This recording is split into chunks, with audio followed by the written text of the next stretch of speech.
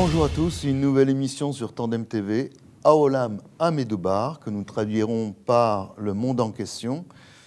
Précision pour les nouveaux téléspectateurs, choisissez le canal 14 de l'opérateur Anatel pour retrouver nos émissions bimensuelles sur les réseaux sociaux et l'intégralité sur YouTube avec un léger décalage de quelques jours, normal. Comme pour l'élection du pape, il vous faudra parfois attendre la sortie de la fumée blanche de nos studios pour la diffusion ultra rapide. Pour la première d'Aolam à Medoubar, un invité de marque, Alexandre Delval. Depuis 2019, il est professeur associé à l'IPAC Business School. Il est également chercheur associé au sein du Center of Foreign and Political Affairs, avec Randa Kassis d'ailleurs, dois-je le préciser, en charge du Moyen-Orient et de la Turquie, puis depuis la même année du Centre français de recherche du renseignement, le CF2R, dirigé par le géopolitologue et stratège français Éric Dénessé, dont il n'est pas utile de parler davantage, un homme absolument exceptionnel. Les présentations sont faites. Nous dirons quelques mots en fin d'émission sur son dernier ouvrage, La mondialisation dangereuse vers le déclassement de l'Occident, coécrit avec Jacques Sopelsa, illustre géopolitologue français et très engagé dans le rugby à 13. Vous me direz pourquoi le rugby on verra que pour se sortir de la mêlée, parfois, c'est bon d'avoir cette expérience qu'a Jacques Sopelsa, mais c'était un grand géopolitologue lui aussi. Bonjour Alexandre Delval. Bonjour. Ce soir, nous aborderons la guerre menée par la Russie en Ukraine. Et non pas la guerre russo-ukrainienne, mais la guerre menée par la Russie en Ukraine. Mais pas seulement. Car si nous voulons apporter un éclairage argumenté sur la situation qui nous occupe dans le nord de l'Europe, il ne s'agira pas dans cette émission de figer les faits et les prospectives, mais plutôt d'inviter nos téléspectateurs et lecteurs à réfléchir par eux-mêmes avec un large panoramique. Alexandre Delval, l'Europe n'avait pas soldé son vécu de guerre au sortir de la Deuxième Guerre mondiale. Directement et indirectement. Les guerres ont continué pour les Européens, mais sans dérouler le fil de toute l'histoire, nous pourrions évoquer ces derniers conflits qui ont rappelé que la guerre froide terminait, les conflits aux portes de l'Europe, qui ont rappelé que la guerre froide terminait, les conflits de l'Europe occidentale se sont succédés en ex-Yougoslavie, en Géorgie, en Crimée, dans le Haut-Karabakh, en Arménie et Azerbaïdjan. La dernière en date, justement, en Transcaucasie, implique l'Europe depuis le début des années 2000. En 2005, le Conseil de l'Europe a mis en place une politique de voisinage, si l'on peut dire, et d'ailleurs, les acteurs sont régionaux, tels la Turquie d'Erdogan, et donc l'OTAN, dont la Turquie fait partie, l'Arménie, l'ennemi historique, l'Iran et Israël. Pourtant, deux acteurs sont toujours présents, même indirectement, la Russie et les États-Unis. On a identifié l'irrédentisme de la Russie de Poutine. Mais que sait-on de la stratégie de l'administration de Joe Biden en Europe via son bras armé géopolitique? Est-ce que nous pourrions parler ici de vouloir casser l'axe en fabrication entre les Russes et les Chinois de la part de l'administration de Biden?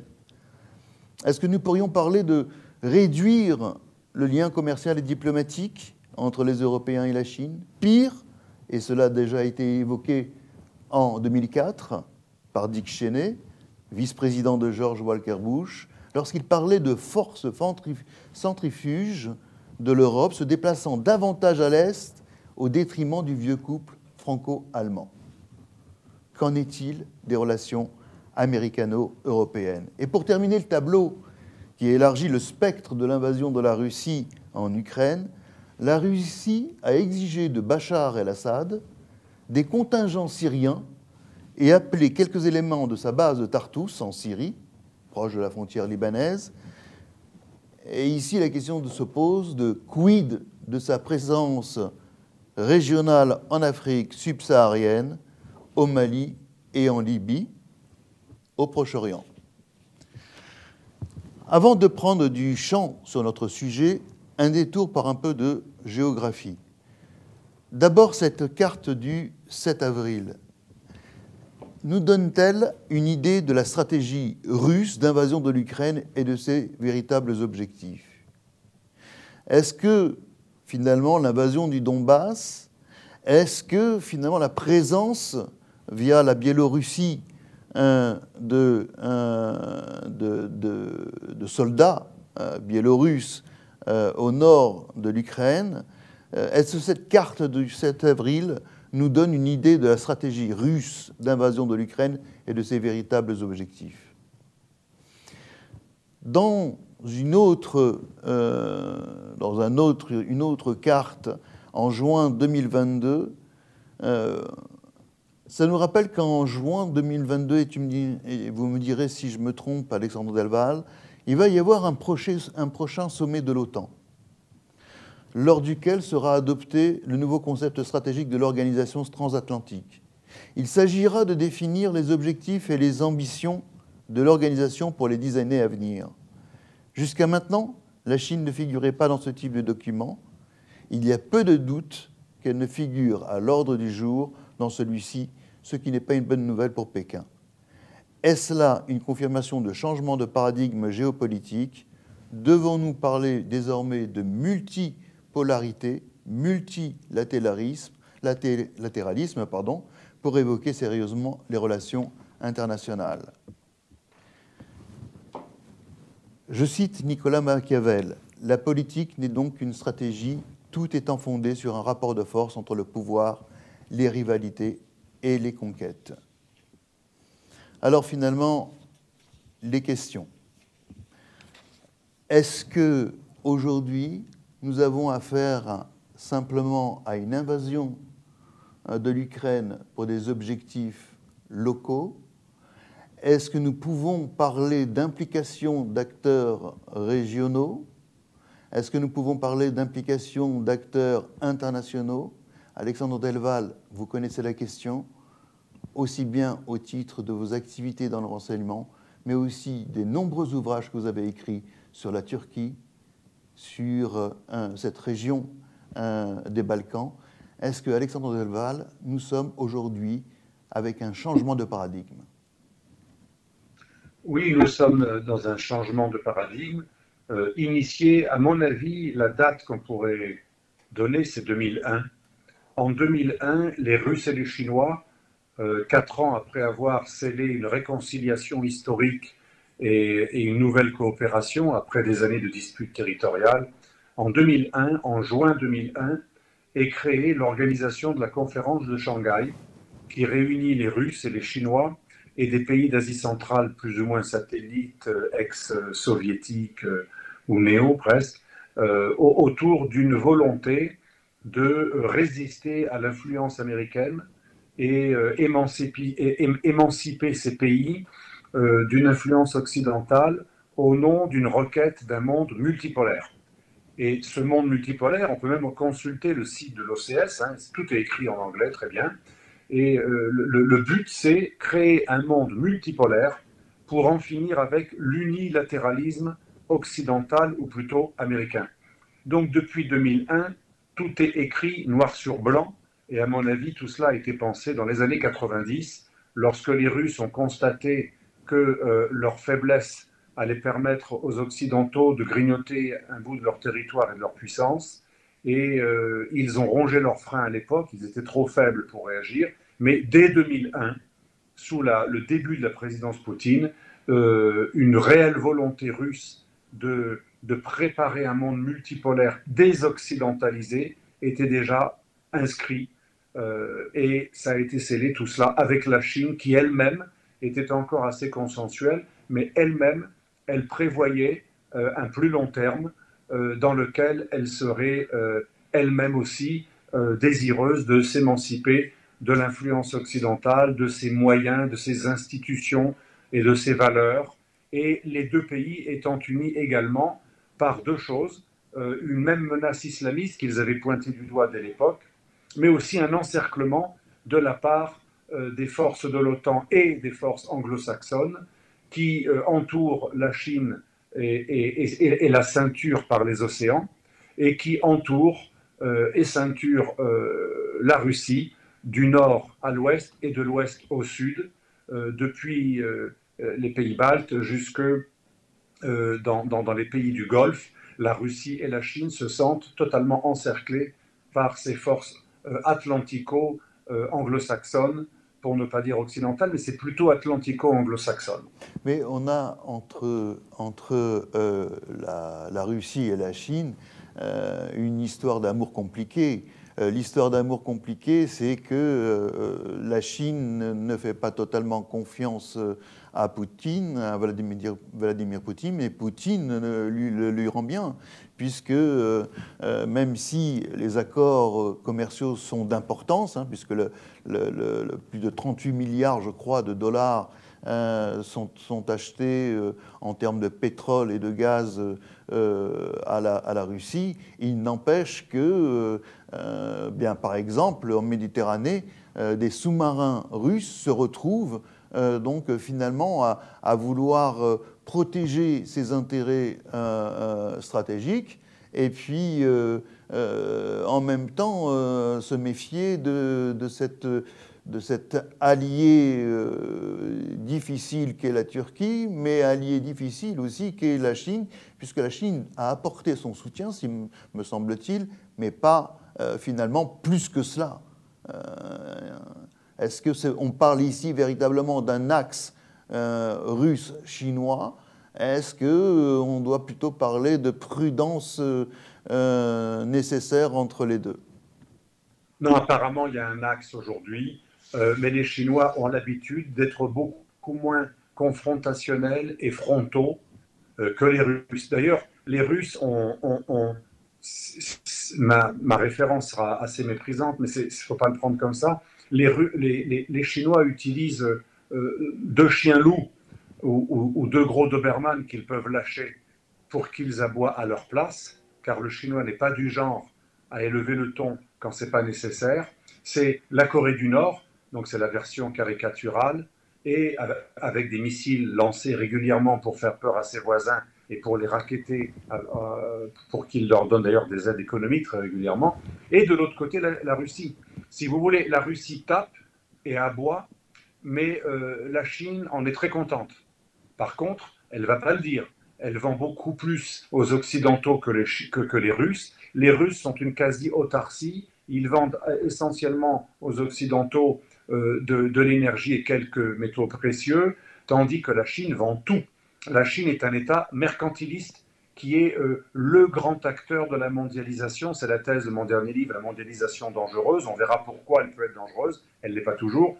Mais la Chine a poursuivi la mondialisation initiée dans les années 80 et accentuée dans les années 90, après la chute du mur de Berlin. La Chine a été le grand prolongateur de la mondialisation, le marché dans lequel on a délocalisé, produit, mais aussi dans lequel on a vendu. Et donc la mondialisation a été boostée énormément par la Chine. Donc la Chine est beaucoup plus tenue par les structures de la mondialisation, qui est de moins en moins anglo-saxonne, mais qui vient de ce monde anglo-saxon, je parle de la mondialisation moderne, tandis que la Russie est une quasi-autarcie. Donc la Russie pouvait se permettre de taper sur la table et de mener une guerre directe interétatique digne du 19e siècle ou du début du 20e siècle, tandis que la Chine préfère éviter une confrontation militaire, mais elle se prépare à le faire. Et elle se prépare notamment avec la technologie russe. On le voit pour les missiles hypersoniques et pour d'autres passations technologiques et transferts de technologie. Et donc, ce n'est pas parce que la Chine est restée polie, elle s'est abstenue, elle n'a pas hurlé aussi fort que les Russes, ça ne veut pas dire qu'elle n'en pense pas moins. Aujourd'hui, les Russes et les Chinois ont de nombreux accords de défense renforcés, des accords militaires, des accords également économiques, des accords financiers. Pour parler des finances, et les moyens de paiement russo-chinois n'ont jamais été autant synchronisés pour pallier justement la suppression pour les Russes de SWIFT et toutes les sanctions sur les banques, etc. Aujourd'hui, les Chinois sont totalement solidaires et compatibles. Le système MIR russe et le système CIPS chinois, aujourd'hui, vont permettre aux Russes d'échapper au blocage des moyens de paiement internationaux. Donc oui, il y a une coopération militaire, diplomatique, même vision du monde multipolaire, mais aussi coopération économique, financière. Et là, ce qui est plus grave pour les Américains, je me demande en ce moment s'ils ne sont pas en train de se tirer le balle dans le pied. Pour les Européens, c'est évident. Les sanctions vont essentiellement sanctionner des Européens. Mais même les Américains à long terme, ces sanctions et cette politique américaine qui a poussé d'ailleurs les Russes à agir en Ukraine, on verra pourquoi par la suite, elles sont dramatiques pour l'Amérique dans le futur, puisque les Américains sont en train d'accélérer la tentation de se dédollariser. À mon avis, il apparaît presque suicidaire, certes à moins court terme, à plus long terme pour les Américains, de favoriser, accélérer, inciter à la dédollarisation. Parce que en fait, c'est assez logique, l'économie comme la géopolitique. Si vous sanctionnez à mort sur des bases de lois extraterritoriales qui punissent les US persons et tous ceux qui échangent en dollars, eh bien, ça incite tous les États voyous, les États visés comme ennemis et les alliés de la Russie, qui peuvent très bien avoir peur pour eux aussi dans l'avenir, tous les démocratures, les pays d'Afrique, d'Amérique latine, qui sont un jour inquiets d'une ingérence américaine, tous les pays voyous alliés de la Russie, de la Corée du Nord, de la Chine, et donc quand même une bonne partie du monde, mais aussi les Indiens qui sont aujourd'hui gérés par un populiste qui n'est pas du parti du Congrès Modi. En Inde, c'est un homme du monde multipolaire, c'est un homme qui déteste l'influence occidentale, c'est un homme qui rêve d'une évolution presque, peut-être pas la Poutine, mais il rêve que son pays redevienne le leader des non-alignés et échappe à l'influence occidentale. Ça ne veut pas dire qu'il ne coopère pas très bien avec les Israéliens, les Occidentaux en matière de terrorisme. Mais sur le plan des valeurs et de la crainte de l'influence de l'idéologie occidentale en termes de démocratisation, libéralisation, pratiquement tous les pays dirigés par des populistes, des dictateurs ou des autocraties, aujourd'hui, ont compris qu'avec les sanctions et les lois extraterritoriales américaines, on peut être en danger, se faire confisquer son argent. Même la BNP Paribas s'est fait voler 10 milliards de dollars il y a quelques années sur les bases de lois extraterritoriales qui permettent au Trésor américain de ponctionner tous ceux dont elles pensent qu'ils ont enfreint cette loi extraterritoriale, qui est une loi CUBS. Et donc, à mon avis, sur le coup, c'est bien pour les Américains. À moyen terme, le Trésor a volé, parce que c'est du vol, de nombreux milliards à plein de pays dans le monde aujourd'hui. Sous couvert de morale, les Américains sont très forts pour faire du racket, mais le problème, c'est qu'à long terme, c'est pas bon. À long terme, tous les pays qui veulent une vraie souveraineté et qui ne veulent pas se retrouver comme un certain nombre de pays, c'est-à-dire avec leurs avoirs gelés et être sous le coup des sanctions, eh bien, ils vont se dire, si on n'échange pas en dollars et si on n'échange pas avec des moyens de paiement américains, on échappe aux sanctions.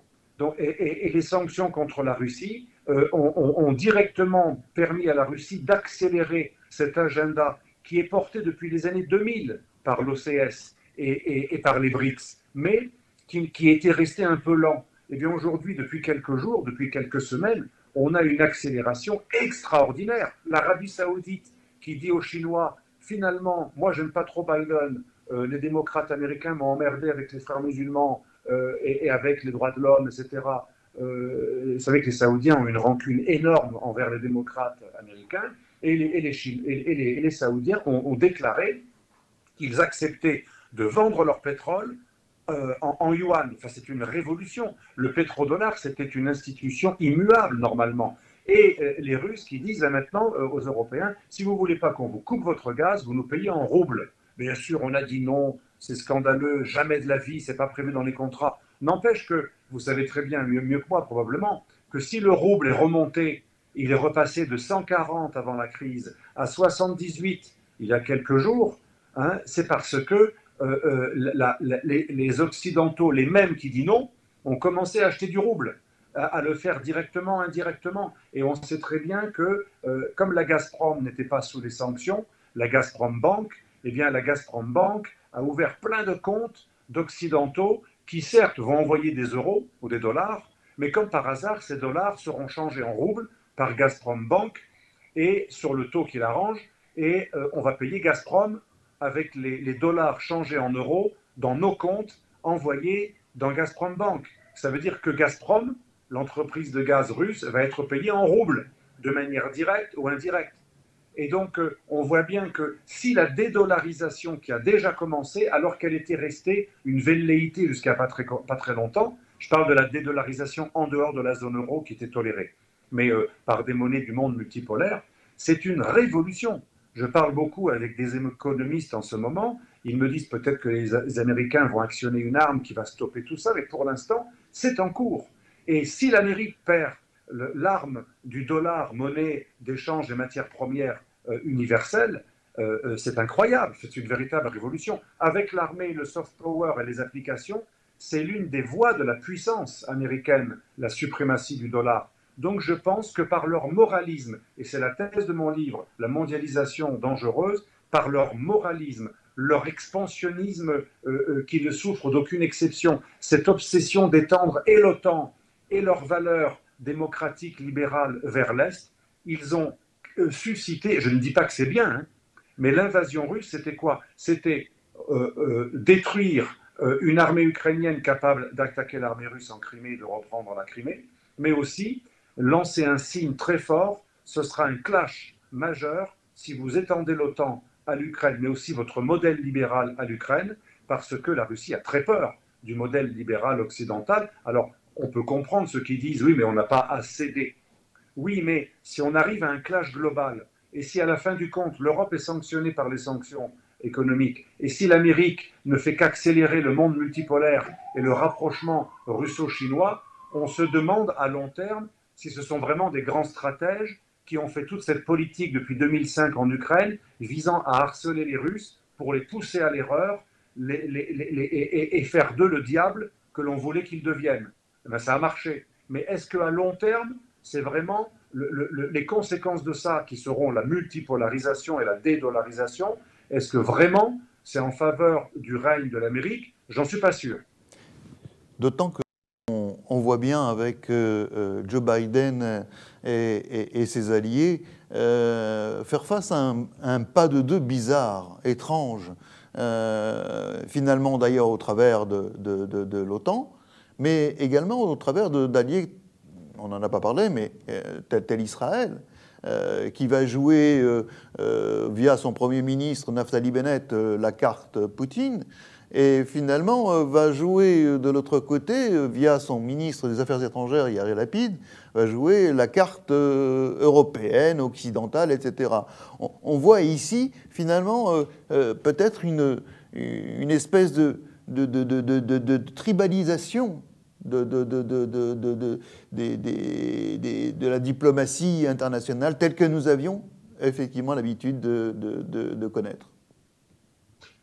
On pourrait rajouter un troisième élément, le Mossad, et en général les services de renseignement israéliens qui restent très pragmatiques et qui ont comme priorité, à mon avis, je parle sous votre contrôle, continuer à avoir une bonne connexion avec l'armée russe pour pouvoir bombarder régulièrement sans trop de brouillage et avec une sorte d'accord tacite les bases du Hezbollah et autres armes iraniennes qui passent par la Syrie et qui risquent d'être destinées à Israël.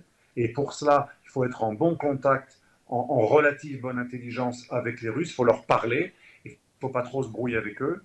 Et deuxième agenda, qu'à mon avis, Bennett a dû discuter, puisqu'il est parti la première fois voir Poutine avec un avion affrété par le Mossad, et apparemment, Bennett aura probablement parlé à Poutine des éventualités d'un bombardement de l'Iran, si l'Iran redevient un véritable danger, puisqu'il est aujourd'hui un pays du seuil, c'est-à-dire capable d'avoir très rapidement du nucléaire militaire. C'est extrêmement inquiétant. Et l'obsession de Biden anti-russe, parce que Biden, c'est vraiment la caricature de l'Américain anti-russe qui rendrait les Russes diaboliques, même s'ils ne l'étaient pas.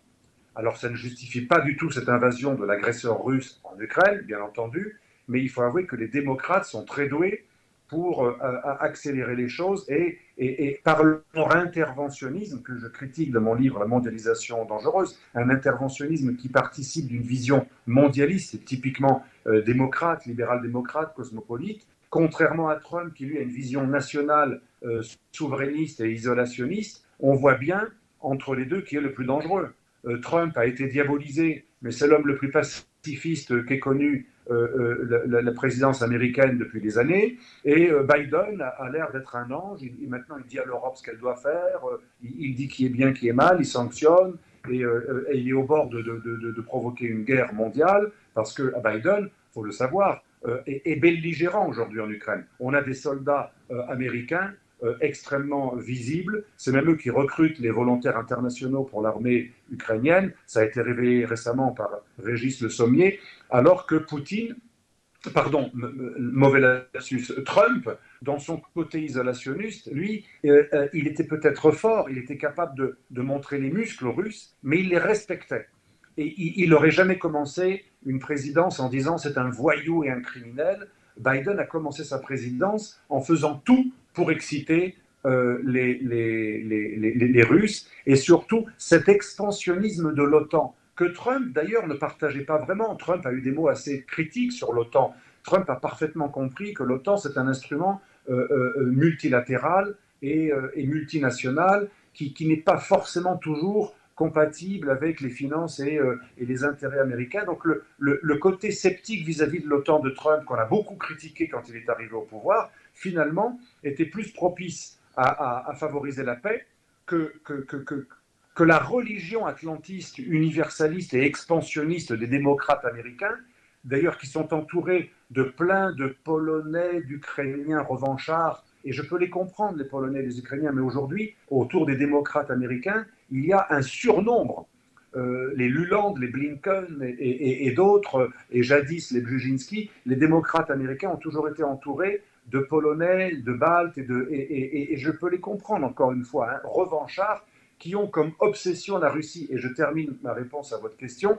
Plus l'Europe va vers l'Est et plus l'OTAN va vers l'Est, plus effectivement, vous avez raison, il y a un décentrage. Ce n'est plus l'Europe germano-française, franco-germanique, qui avait des intérêts finalement ouest et centre-européens ou méditerranéens ou Mittel Europa. Ça devient de plus en plus une Europe qui va vers l'Est et qui englobe des pays qui ont d'énormes rancunes avec la Russie. Encore une fois, je comprends les Polonais, je comprends que les Polonais aient peur des Russes, voire même qu'ils les détestent, étant donné les contentieux. Mais ces pays de l'Est de l'Europe, revanchards envers la Russie, poussent l'Occident, l'OTAN et l'Union européenne à avoir une position foncièrement anti-russe qui, depuis 30 ans, a consisté à... C'est parce que ce sont ces pays-là, les pays baltes, la Pologne et demain l'Ukraine, si elle rentre dans l'OTAN, ce sont ces pays, la Roumanie également, qui ont demandé aux Américains et à l'OTAN de mettre des missiles aux portes de la Russie, des antimissiles aux portes de la Russie. Rappelez-vous, en 2007,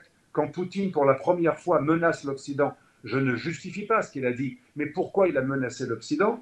L'Occident, il faut quand même écouter, même celui que l'on diabolise, c'est important de savoir pourquoi il dit quelque chose. 2007, c'est l'année où on rompt la dissuasion russe, on les oblige à une course à l'armement en mettant trop près de leur sol des missiles et des batteries antimissiles qui sont extrêmement problématiques pour leur sécurité. C'est comme si les Russes et les Chinois avaient mis des missiles très nombreux et des batteries antimissiles au Canada et au Mexique pour entourer, encercler l'Amérique. Est-ce que l'on peut croire une seconde que l'Amérique resterait impassible si le Mexique et le Canada adhéraient à des organisations qui veulent encercler l'Amérique avec des missiles d'une organisation hostile russo-chinoise? Et donc, encore une fois, rien ne justifie ce qu'a fait Poutine, puisque la Russie avait reconnu les frontières de l'Ukraine, mais malheureusement, il y a une co-responsabilité des démocrates américains, et je pense que Trump n'aurait pas fait la même chose. Il aurait montré ses forces, il aurait renforcé les pays de l'OTAN, ce qu'il avait d'ailleurs fait, hein, sous son administration, on a renforcé les moyens de l'OTAN, mais il n'aurait peut-être pas fait cette politique de porte ouverte consistant à encourager Zelensky à dire haut et fort qu'il voulait rentrer dans l'OTAN. Moi, je pense que Trump aurait eu l'intelligence, le pragmatisme de dire aux Ukrainiens, écoutez, il faut se protéger de l'ennemi russe, mais il ne faut pas non plus le provoquer outre mesure. L'Ukraine est un pays qui doit rester neutre et arrêter de dire que vous êtes candidat à l'OTAN. Et nous, les Américains, on n'a pas à appuyer cet expansionnisme tous azimuts. Donc, paradoxalement, ceux qui ont des belles idées, les démocrates, sont beaucoup plus fauteurs de guerre que les néoconservateurs que les conservateurs trumpistes, donc en gros les néoconservateurs à l'ère de George Bush fils, comme les démocrates, qui se ressemblent en fait, parce que néocons et démocrates ont le même expansionnisme. Et inversement, les isolationnistes trumpistes, que l'on a diabolisés, finalement, si on observe sur 40 ans, eh bien, les isolationnistes américains ont été contre les guerres et contre les milliers, les centaines de milliers de morts que ça a provoqué, contre les déstabilisations.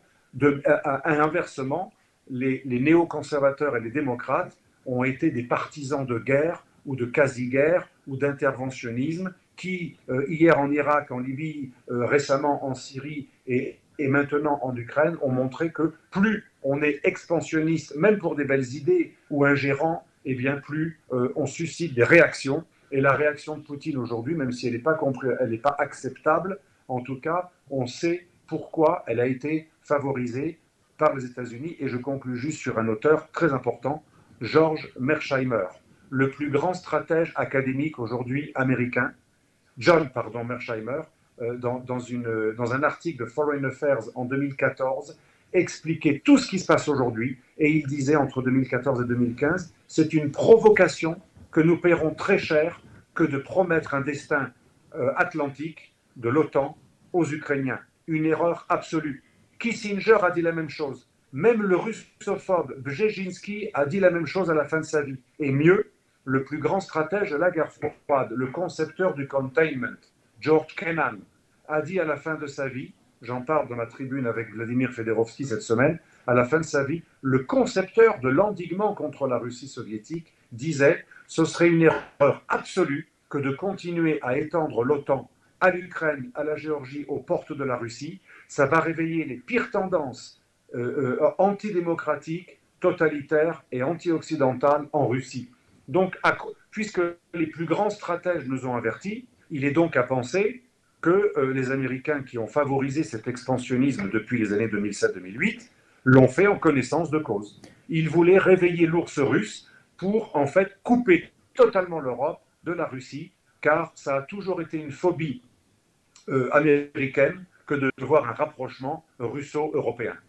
Et pendant ce temps, finalement, on laisse de côté ce qui semblait être, en tous les cas, le point de vue, le point de mire de l'ère trumpiste, à savoir le Pacifique, la rivalité pacifique.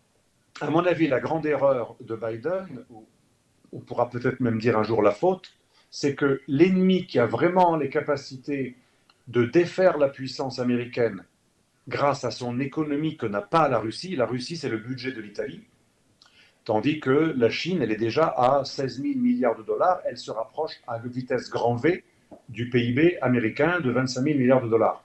On a un rapport entre 2 000 milliards de dollars et 16 000 milliards de dollars entre la Chine et la Russie.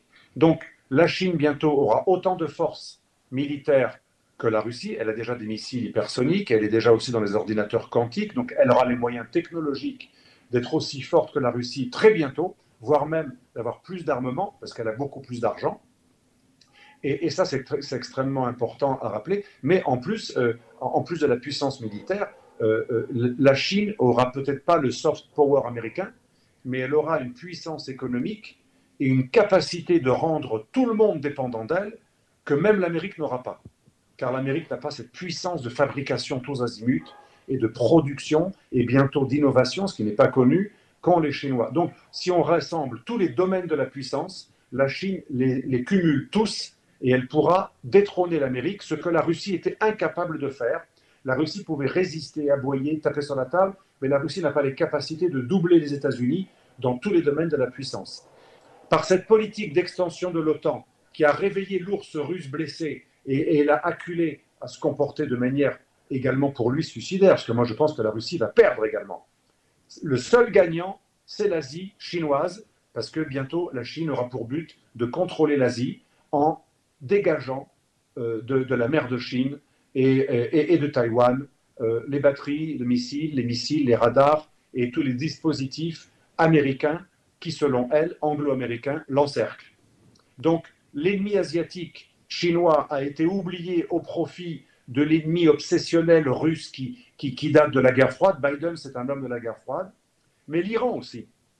Autre erreur que commet Biden, dans son obsession de couper la Russie du monde et de l'étouffer et de bannir donc le pétrole russe, Biden essaie à tout prix de faire revenir très vite l'Iran dans le giron des nations non sous sanctions, donc un accord qui un jour lèverait les sanctions pour que le pétrole iranien revienne sur le marché et prenne la place du pétrole russe qui sera, selon Biden, totalement banni. Mais ça veut dire quoi? Ça veut dire que l'Iran va être choyé, épargné. Elle n'aura plus de grosses sanctions contre elle, et cet accord va la réhabiliter et lui redonner accès à des fonds, et l'Iran fera d'une pierre deux coups. Elle promettra qu'elle deviendra sage, et elle accédera au nucléaire militaire, et ceci est extrêmement préjudiciable pour la sécurité mondiale, mais surtout pour la sécurité israélienne. Donc l'ami américain, là, prouve, il n'y a pas de preuve d'amour, il n'y a pas de mots d'amour, il n'y a que des preuves d'amour. Aujourd'hui, Biden a donné une preuve de désamour envers Israël et d'absence totale de solidarité. Il y en avait une autre, c'était le soutien des démocrates américains de Obama jusqu'à Biden depuis des années, le soutien des démocrates américains aux frères musulmans. Quand on soutient les frères musulmans, donc le Hamas indirectement, et quand on soutient la réhabilitation du régime iranien, on n'est pas un ami d'Israël. On se comporte même comme un ennemi. Et donc, vous voyez, dans un pays, il y a plusieurs tendances, comme vous disiez tout à l'heure pour Israël, on pourrait le dire pour la Turquie, pour l'Amérique. Un pays est souvent une polyarchie, comme dit un grand politologue américain. Et donc, moi, si j'étais israélien, je prierais, en cette période de Pessah qui arrive, Chag Sameach, je prierais beaucoup pour le retour de Trump ou d'autres isolationnistes, il y en a d'autres américains, parce que là, on a une guerre terrible en Ukraine, mais je pense qu'on aura d'autres conflits interétatiques du côté de l'Iran et de la Turquie, deux empires qui se réveillent et qui sont favorisés par les démocrates américains.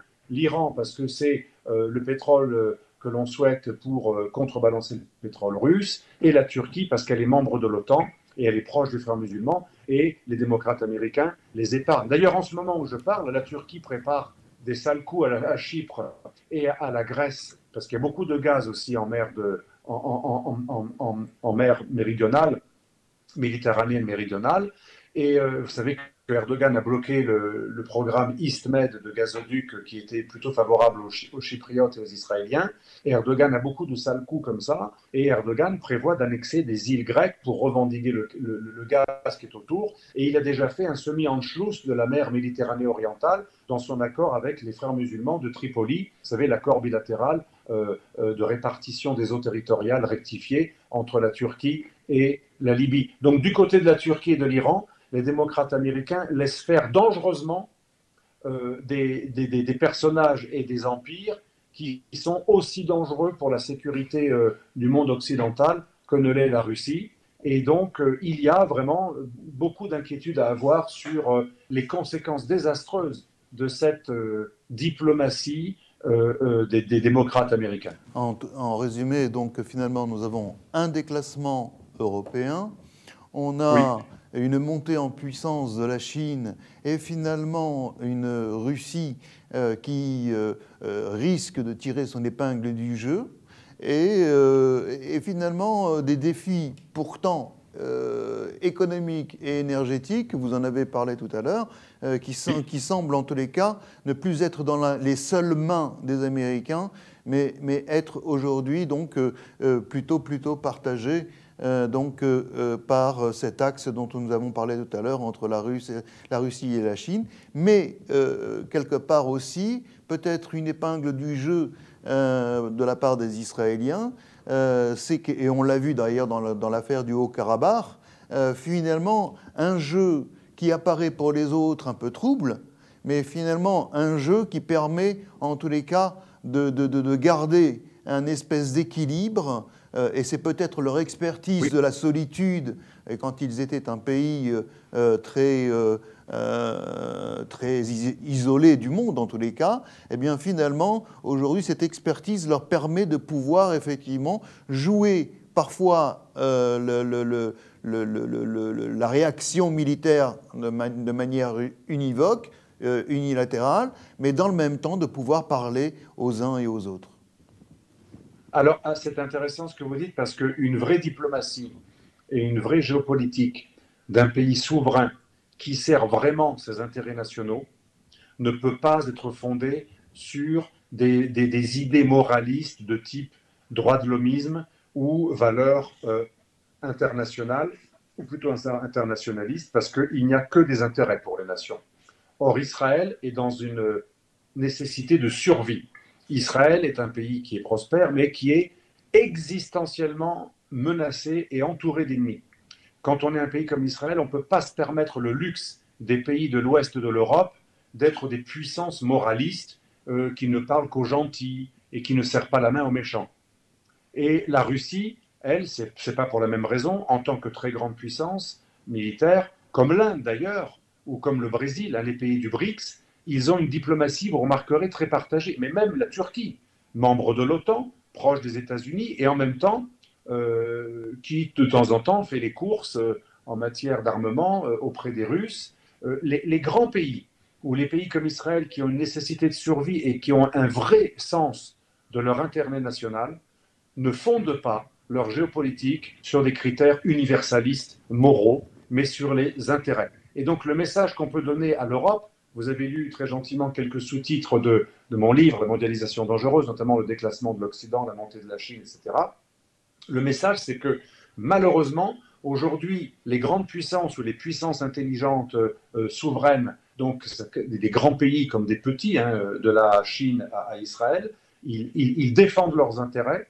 Ils ont une politique d'équilibre, parfois paradoxale. Les Indiens sont à la fois bien avec les Russes et les Occidentaux, et ils ont beau être ennemis des Chinois, ils sont quand même dans une alliance, les BRICS, qui inclut les Chinois. Donc, paradoxal.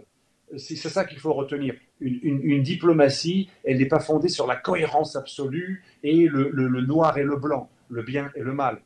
Au gré des intérêts, on a des alliances ou des semi-alliances ou des correspondances ou des partenariats qui peuvent être parfois apparemment incohérents, mais c'est ça une politique d'équilibre. Or, l'Europe, par exemple, pour vous montrer qu'elle est dindon de la farce, elle n'obéit qu'aux Américains et à l'OTAN, qui est son organisme de défense. L'OTAN est la seule organisation de défense de l'Union européenne. Ça a été écrit dans les traités comme celui de Lisbonne. Donc l'Europe définit ses intérêts à partir de ceux de quelqu'un d'autre, ce qui est déjà extraordinaire. Quand on dit c'est merveilleux, grâce à la guerre en Ukraine ou à cause, c'est la relance du projet européen, de la défense européenne. Faux, c'est la relance de l'OTAN et c'est la définition des Américains. C'est les buts de guerre américains qui sont mis en œuvre par l'Europe, qui sera le théâtre de guerre. Et les Américains n'ont pas de difficulté à avoir poussé à la guerre en Ukraine, parce qu'ils ont beaucoup provoqué les Russes, puisque ce n'est pas sur leur théâtre qu'il y aurait des bombes tactiques nucléaires. Ce serait sur un théâtre de guerre lointain des États-Unis. Donc il y a un extrême cynisme depuis les Américains, mais les Américains, au moins, ils servent leurs intérêts, plus ou moins, même si je pense qu'ils vont se tromper sur la dédollarisation. Par contre, l'Europe de l'Ouest, c'est le dindon de la farce totale. Un exemple, on va importer plus de gaz de schiste américain, parce qu'il faut absolument se priver de gaz russe immoral, mais le gaz de schiste américain, que l'on va payer cher, nous sommes interdits de le produire en Europe parce que ça ne correspond pas aux normes environnementales. Donc quelle hypocrisie en plus. C'est pas bien de polluer la planète avec du gaz de schiste sur le territoire français ou allemand, mais c'est très bien de le faire aux États-Unis. Donc on va importer du gaz de schiste qui de toute façon va autant polluer la planète que s'il était produit chez nous, mais sauf que ça va bénéficier aux entreprises américaines et on va achever de ruiner l'Europe avec l'augmentation des coûts généraux des énergies qui vont créer une méga inflation générale. Il y a plein de domaines comme ça où on pourrait mentionner l'Europe de l'Ouest comme dindon de la farce. Donc l'Union européenne, plus que jamais, est une colonie américaine qui est le dindon de la farce de la mondialisation, car l'Europe s'impose à elle ce que le reste du monde ne s'impose pas. Je répète que le Brésil l'Inde, la Chine, les pays d'Afrique, la plupart des pays arabes et des pays d'Amérique latine se contrefichent de l'Ukraine et n'ont pas du tout voté les sanctions. Et ils vont les contourner lorsque certains les ont plus ou moins acceptées. Il n'y a que l'Occident européen, plus le Japon et éventuellement la Corée du Sud, et encore avec beaucoup plus d'hypocrisie, il n'y a que les Européens vraiment, plus le Canada et l'Australie, qui appliquent ces sanctions contre la Russie, qui vont essentiellement sanctionner le peuple russe, innocent, le peuple européen, mais surtout pas le dictateur Poutine. Poutine ne va absolument pas être sanctionné personnellement parce que lui, les oligarques, ils s'en fichent totalement. Même l'argent qu'il a planqué, c'est pas le plus important pour lui. Le plus important pour lui, c'est son obsession de grandeur et de venger l'humiliation. Et les sanctions, comme vous le savez, n'ont jamais fait tomber des dictateurs. Cuba est encore là. Le régime de Castro est encore là. On a bien vu les résultats des sanctions, même sur un petit pays. Alors imaginez sur un pays qui est grand et qui peut revendre le pétrole et le gaz qu'il ne vendra plus chez nous, il peut le vendre aux Asiatiques. Dans 2 ans, la Russie aura réussi à faire un transfert de gains du marché européen qui est sacrifié vers le marché chinois et même multipolaire. En tous les cas, ce livre s'impose à être lu et très rapidement. La mondialisation dangereuse vers le déclassement de l'Occident. C'est publié par les éditions L'Artilleur. Alexandre Delval, merci. Et bonne fête de la part d'Israël, de la part de Tandem TV. Vous aussi, Chag Sameach, à bientôt.